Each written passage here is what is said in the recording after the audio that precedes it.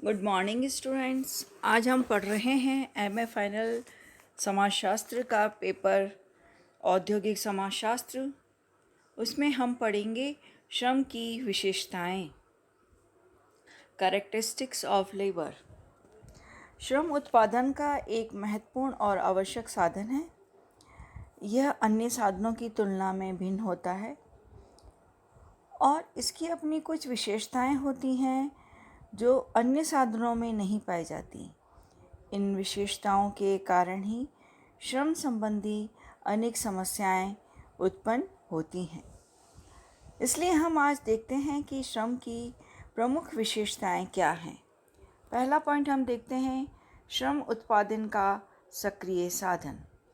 यानी उत्पादन के लिए अन्य साधन जैसे भूमि, पूंजी निष्क्रिय साधन हैं। वे अपने आप में उत्पादन नहीं कर सकते, लेकिन श्रम बिना अन्य साधनों की सहायता से भी उत्पादन कर सकता है। इसलिए हम कह सकते हैं कि श्रम उत्पादन का सक्रिय साधन है। नेक्स्ट पॉइंट है, श्रम को श्रमिक से पृथक नहीं किया जा सकता। इसमें हम देखेंगे कि उत्पादन के अन्य साधनों को उनके स्वामियों से दूर किया जा सकता है, जैसे भूमि को भूमि स्वामी से, पूंजी को पूंजीपति से अलग किया जा सकता है, लेकिन श्रम को श्रमिक से अलग नहीं किया जा सकता। यदि एक श्रमिक अपना श्रम बेचता है तो उसे स्वयं जाकर कार्य करना पड़ेगा। नेक्स्ट है, श्रमिक श्रम बेचता है लेकिन स्वयं का मालिक वो नहीं होता। श्रमिक अपना श्रम बेचता है, वह अपने आप को नहीं बेचता, तथा जो भी उसमें गुण व कुशलता उसमें होते हैं उनका वह मालिक होता है। श्रम पर किया गया विनियोग इस दृष्टि से महत्वपूर्ण होता है। नेक्स्ट पॉइंट हमारा है कि श्रम नाशवान है। श्रम ही एक ऐसा साधन है जिसका संचय नहीं किया जा सकता। यदि एक श्रमिक एक दिन कार्य नहीं करता तो उसका उस दिन का श्रम सदैव के लिए चला जाता है। इसी कारण श्रमिक अपना श्रम बेचने के लिए तैयार रहता है। इसी के साथ हम नेक्स्ट पॉइंट देखते हैं कि श्रमिक की जो सौदाकारी है वो शक्ति दुर्बल है। यानी श्रमिक अपना श्रम बेचता है तथा श्रम के क्रेता पूंजीपति होते हैं।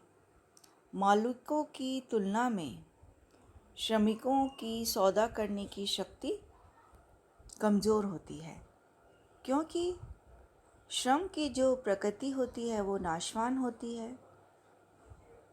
वह प्रतीक्षा नहीं कर सकता क्योंकि वह आर्थिक दृष्टि से दुर्बल होता है। वह अज्ञानी, अशिक्षित एवं अनुभवहीन होता है। क्योंकि श्रम संगठन दुर्बल होते हैं, उनमें बेरोजगारी पाई जाती है। इन्हीं बातों के कारण श्रमिकों को निम्न मजदूरी देकर पूंजीपति उनका शोषण करते हैं। इसलिए श्रमिक की सौदाकारी शक्ति दुर्बल होती है। नेक्स्ट पॉइंट हम देखते हैं कि श्रम की पूर्ति में तुरंत कमी करना संभव नहीं है। इसमें हम देखेंगे कि मजदूरी में कितनी ही कमी क्यों ना कर दी जाए, श्रम की पूर्ति तुरंत घटाई नहीं जा सकती। श्रम की पूर्ति में 3 रूपों में कमी की जा सकती है।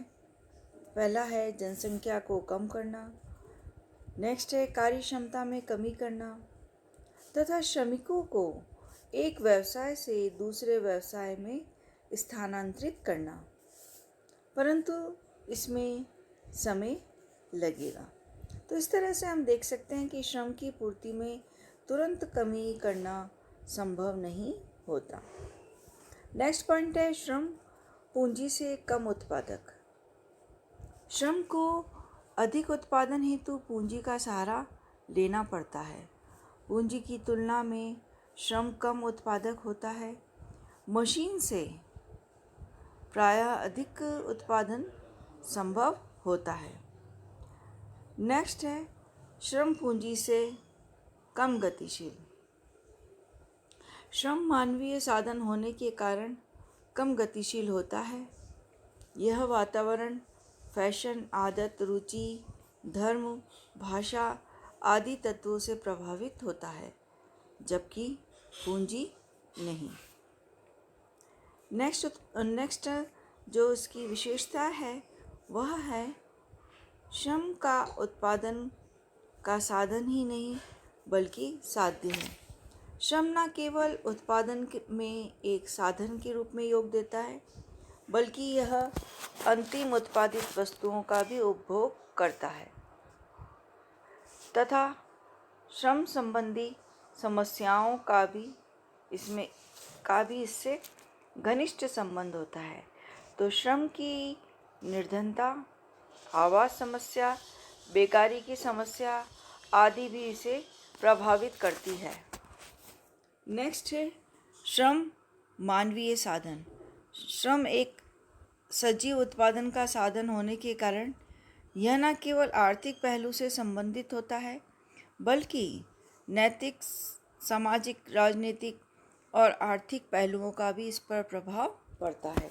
इसलिए श्रम समस्याओं के अध्ययन में सभी का समुचित समावेश करना होगा। नेक्स्ट पॉइंट हम देखते हैं श्रम में पूंजी का विनियोग। अन्य उत्पादनों के साधनों के समान श्रम की कार्यकुशलता में वृद्धि करनी पड़ती है।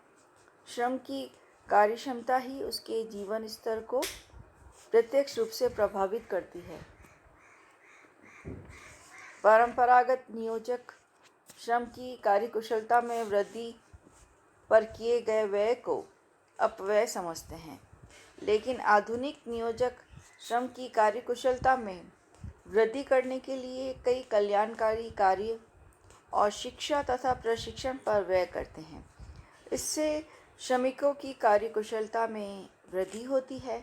साथ ही हम देखते हैं कि इससे श्रमिकों को लाभ होता है, बल्कि राष्ट्रीय उत्पादन में भी वृद्धि होती है तथा नियोजकों को लाभ प्राप्त होता है। इस तरह के व्यय को मानवीय पूंजी या मानवीय साधनों का विनियोग कहा जाता है। इसके अंतर्गत हम देखते हैं कि कार्य की दशाओं में सुधार, आवास व्यवस्थाओं में सुधार, शिक्षा और प्रशिक्षण संबंधी सुविधाओं में वृद्धि हेतु एक केंद्रीय बोर्ड की स्थापना 1958 में भी की थी। तो इस तरह से हम देखते हैं कि श्रम के साथ एक वस्तु के समान व्यवहार नहीं करना चाहिए, क्योंकि वस्तु की विशेषताएं श्रम की विशेषताओं से भिन्न होती है। इसी कारण वर्तमान समय में कल्याणकारी राज्य की स्थापना में श्रम के संबंध में परंपरागत विचारधारा जो कि वस्तुगत दृष्टिकोण कहलाता है, उसका महत्व अब समाप्त हो गया है।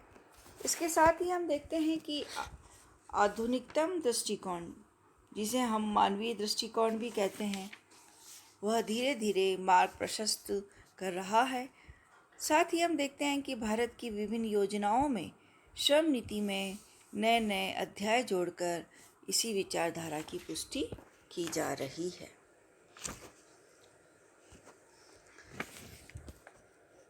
थैंक्स।